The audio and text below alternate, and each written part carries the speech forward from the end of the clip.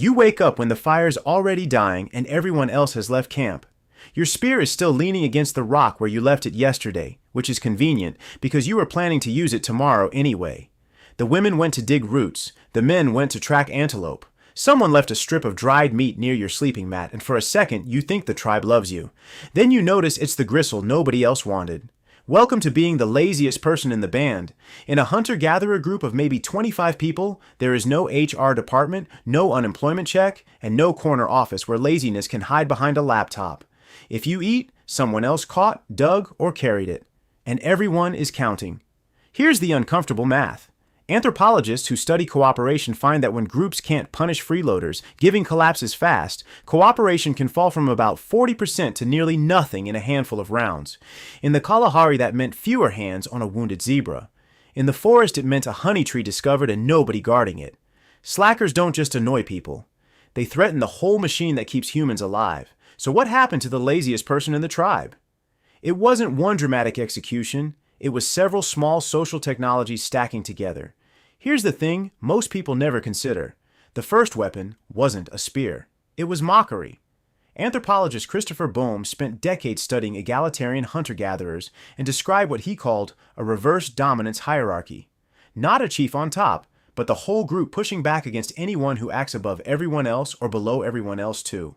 Among the Hadza, when a man tried to make others work for him, people laughed so openly he looked ridiculous. Among the Kalahari San, anyone who swaggers gets cut down with jokes until they stop. The tribe doesn't lecture. It humiliates, gently at first.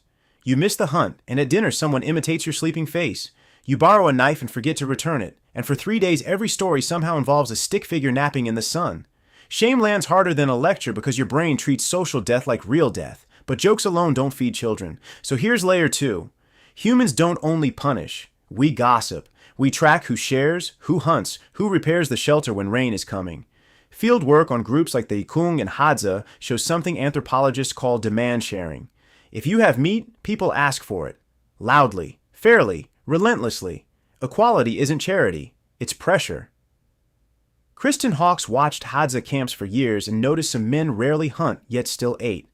Tolerated free riders do exist, but meat flows toward effort over time. Hunters remember who carried water, who guarded the kill, who showed up. Reputation is the ledger your laziness writes in whether you want it to or not. Refuse to contribute long enough and portions shrink, invitations stop, and the conversation when you approach goes suddenly quiet, the sound of a group practicing ostracism before ostracism becomes official. Still, the system had an escape hatch. Layer 3 is mobility. Hunter-gatherer bands split, merge, and relocate. If teasing and cold shoulders fail, the laziest person could leave, join another band, hope nobody from camp talks. In the Arctic, exile could mean freezing alone. In warmer camps, it meant starting over with a blank reputation, which sounds generous until you realize you just traded one surveillance network for another.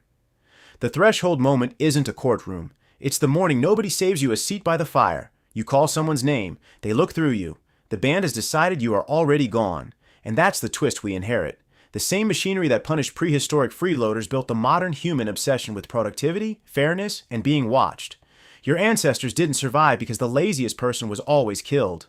Many were mocked, squeezed, and edged out until they shaped up or walked away.